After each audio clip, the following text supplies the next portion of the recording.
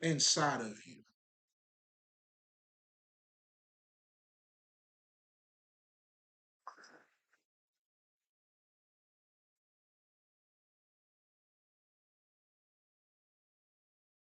Now, so essentially, when we're talking about spirituality, dog, spirituality is your regular life.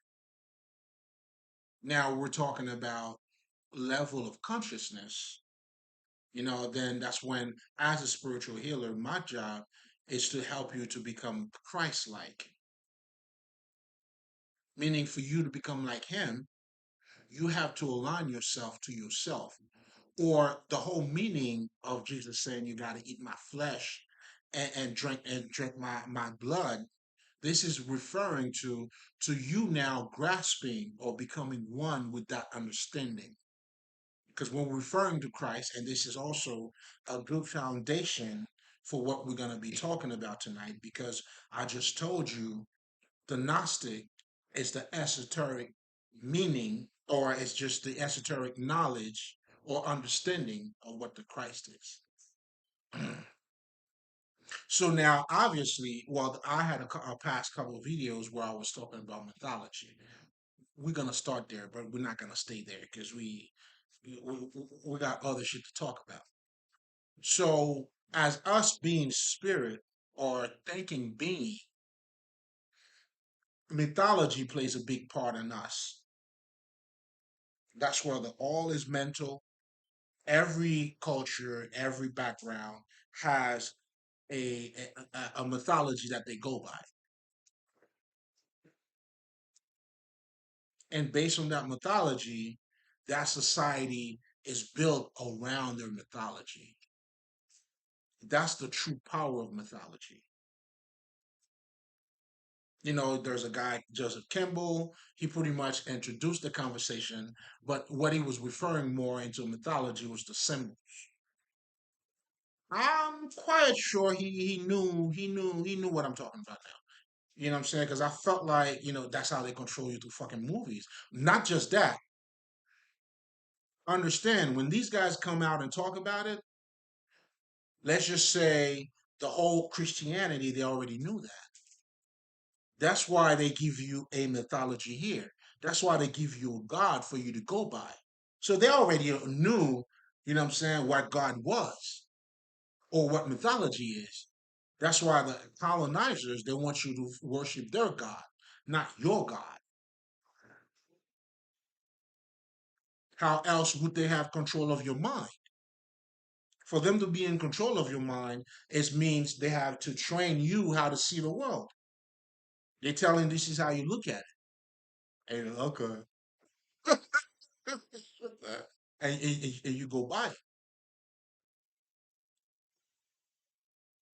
So that's why you'll see, there's not going to be, you'll see a lot of similarities in cultures that have a similar fucking, creation tale or mythology.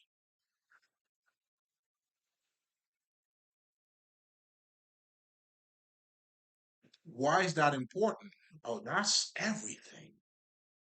That is extremely important because here you are, in order for you to become more conscious of you,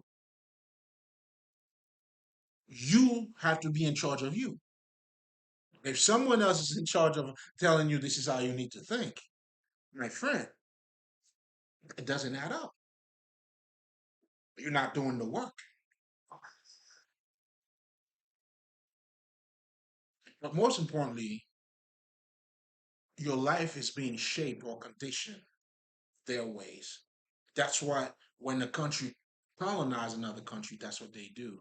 You speak their languages, everything that is of theirs is good, and anything that is of yours obviously is not good. But the goal is for you to drop what you got and take theirs.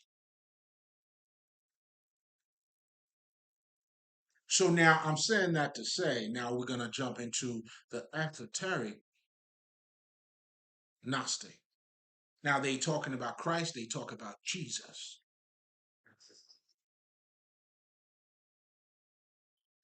Understand this. There's two major ways to look at Jesus. There is the religious way, and there is a cosmic way. Now, let's talk about the historical way. The historical way is you now talking about the physical Jesus that walked the earth. Now, this is the part that you're concerned with. So, by you being concerning with only that aspect of Jesus, now you have a limited perspective of who and what Jesus is all about. In fact, the Gnostics, they understood that.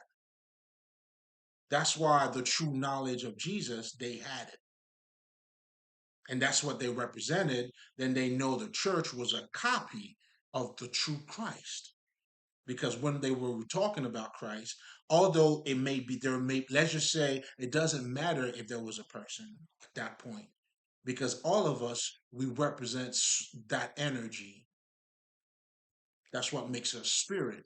So the Christ spirit now you're talking about an eon or some sort of energy, that comes from the source. We're talking about a level, a higher state of consciousness, being closer to source, being closer to God. That's why there's no way for you to get to God without going through Jesus.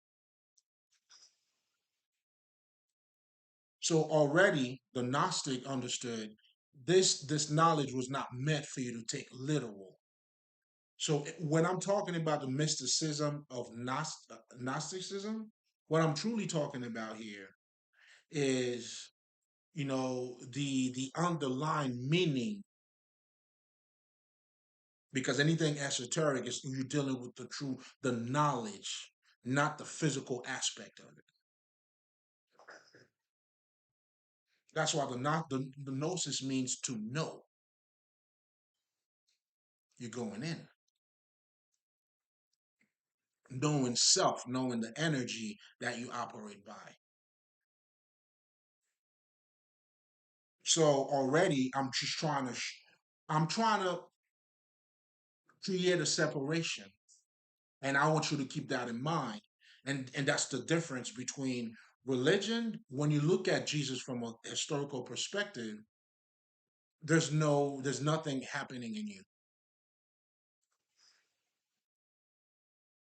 These people just go to church. There's no transformation. Jesus is not helpful for them.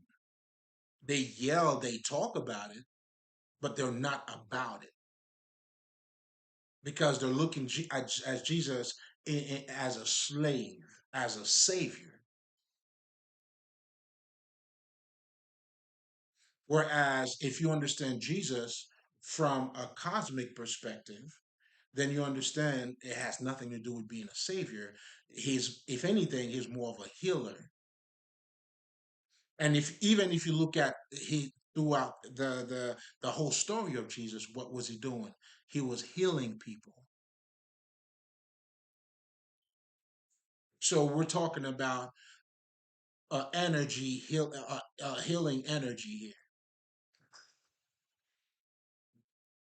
So when you're dealing with the Gnostics, that's the part of it. That's the part of Jesus that they are talking about. That knowing aspect of it. Because now, if you look at Jesus as an energy, then you understand you have to become that energy. That's why Jesus means nothing if you don't become like him. And he tells you that too. If you eat my, then you're going to become like him, and he's going to be in you, and you'll be in him, right? So you can't look at him as being separate, a specific person. That's what I'm trying to say, because that will not benefit you. But that's how they got you to think about it. That's how the story is being told to you to control your mind.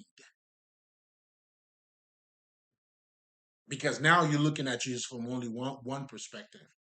And that's the perspective that is evil. Now, when the Gnostics are talking about, what I'm saying, now they talk about the demiurge. I'm jumping ahead of myself here, but let's talk about some shit. They're not talking about the physical world. They're not talking about nature. they're not referring to, let's just say, the trees, the river. Like that's not what they are referring to. The demiurge is your society. By society, I'm talking about, let's just say, we're living in a world where, as at a very young age, you are trained to look at yourself as you should be, something else. That's why a lot of people in our society, we're living our life based on who we should be,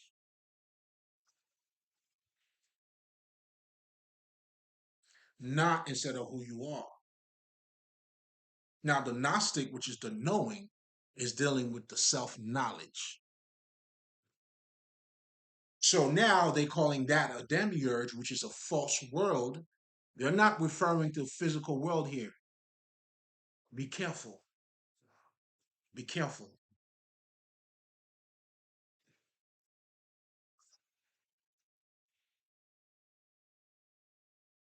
They are referring to false God.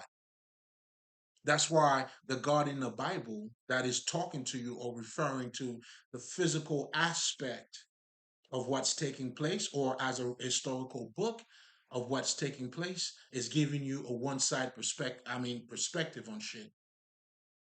And they call that God. That's why they call Yahweh a Yaldabaoth. But what they truly referring to, this is the world, the lesser world. That they also say that we have created too. I'm going to break that down to you. It's a lesser self, indeed. But I'm going to help you to understand what they mean by that, though, because we're dealing with the esoteric meaning of shit. When we're talking about esoteric knowledge, isn't it? That's what the occult is. Dealing with the non-physical part of shit. Hold